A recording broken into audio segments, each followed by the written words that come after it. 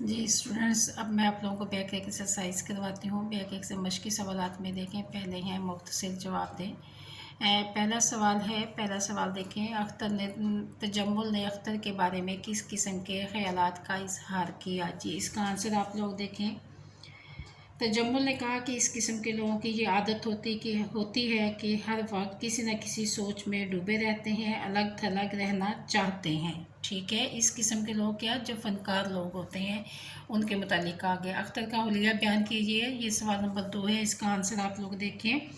ڈیڑھ عمر کا شخص، سر کے بال بکھرے ہوئے، آنکھیں شب بیداری کی وجہ سے سرخ لباس پاجامہ اور قمیض، آستینیں چڑھی ہوئی اور آنکھوں کے گرد ہلکے زیادہ نمایاں۔ سوال نمبر 3 دیکھیں، اختر کو کون تصویریں بنا کر دیتا تھا؟ اس کا آنسر آپ لوگ لکھیں۔ اختر کا غریب مصور دوست نیازی اسے تصویریں بنا کر دیتا تھا۔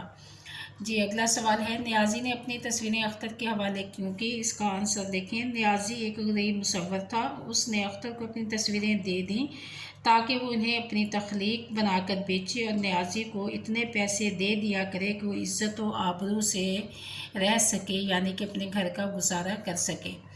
جی اس کے بعد ہے، تصویریں اختر کی نہیں ہیں، اس انکشاف پر تجمل کا رد عمل کیا تھا؟ اس کا آنسر آپ لوگ دیکھیں۔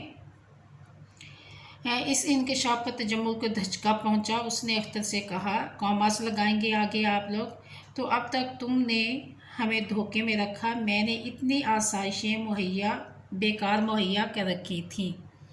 جی اس کے بعد اگلا سوال دیکھیں، سردار تجمل حسین کی کوٹھی کا نام کیا تھا؟ سردار تجمل حسین کی کوٹھی کا نام النشاط تھا۔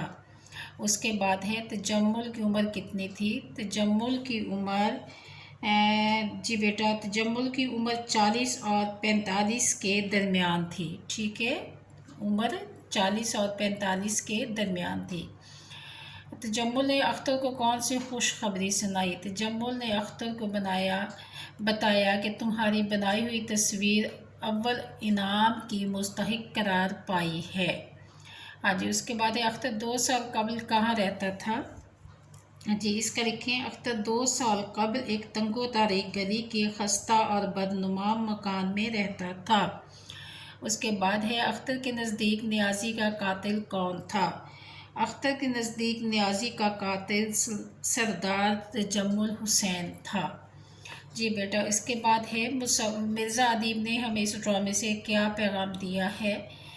جی کہ اس میں انہوں نے کہا ہے کہ کسی مصور کا فن پارہ اس کی اولاد جیسا ہوتا ہے، اگر دولت کے بل بوتے پر اسے سے یہ چھین لیا جائے تو مصور یا فنکار کی موت واقع ہو جاتی ہے۔ ٹھیک ہے اسٹوڈنٹس، اس کے بعد خلاصہ آپ لوگ چیپٹر کو ریڈ کر کے، جیسے میں نے آپ لوگوں کو بتایا ہے کہ چیپٹر کو 2-3 دفعہ ریڈ کیا کریں، اچھی طرح سے اس کے مرکزی خیال کو اپنے ذہن میں بٹھا لیا کریں، اہم لائنوں کو انڈر لائن کیا کریں، اور جب مرکزی خیال کو ذہن میں بٹھاتے ہوئے آپ لوگ خلاصے کو لکھیں۔ خلاصے میں اپنی طرف سے من گھڑت کہانی یا من گھڑت بات نہیں شامل کرتے، آسان لفظوں کا استعمال کرتے ہیں اور چیپٹر کے مطابق ہی خلاصے کو لکھا جاتا ہے۔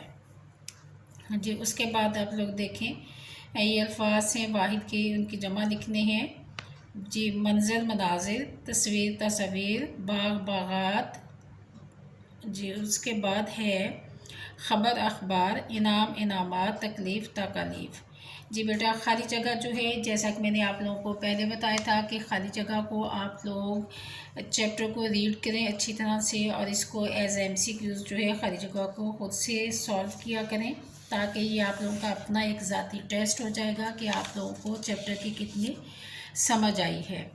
جی اس کے بعد آپ لوگوں نے یہ سوال نمبر 8 کو دیکھیں کہ آپ نے مذکر اور مؤنث کو الگ الگ کرنا ہے۔ جی ہاں جی، یہ اس میں کوئی تجنیس یا جنس نہیں ہے، تو ہمیں اس کو دیکھنا ہے کہ ہم ان کو کس طرح سے دیکھیں۔ اس کو دیکھیں ہوتا ہوتی سے، آسان طریقہ یہ ہوتا ہے، اس کو ہوتا اور ہوتی سے اندازہ لگا سکتے ہیں۔ ٹھیک ہے جی، اس کے بعد ہے میچ دا کالم ہے، اس کو آپ دیکھیں، تجمل، سرمایہ دار، بابا، نوکر، مرزا ادیب، ڈرامہ نگار، رؤف، سیکرٹری، اختر، مصور۔ جی اس کے بعد ہے अब ये नीचे पॉइंट्स दिए गए हैं। ड्रामा का आपको सिर्फ इतना पता होना चाहिए, ये आपके एमसीक्यूज़ में आ जाता है कि ड्रामा जो है किस ज़बान का लफ्ज़ है। ड्रामा जो है यूनानी ज़बान का लफ्ज़ है जिसके मायने हैं करके दिखाना। ठीक है, इतना आपको पता होना चाहिए। ये फर्स्ट लाइन जो है ये आपके एमसीक्यूज़ में आ सकती है। और मुकालमा, नेक्स्ट टॉपिक इसका आपका है मुकालमा। मुकालमे में आप लोग देखें कि मुकालमा किसको कहते हैं। ठीक है, बाहमी बातचीत को मुकालमा कहा जाता है। ये मेन बात जो है आपको पता होनी चाहिए। ओके स्टूडेंट्स, अल्लाह हाफिज़।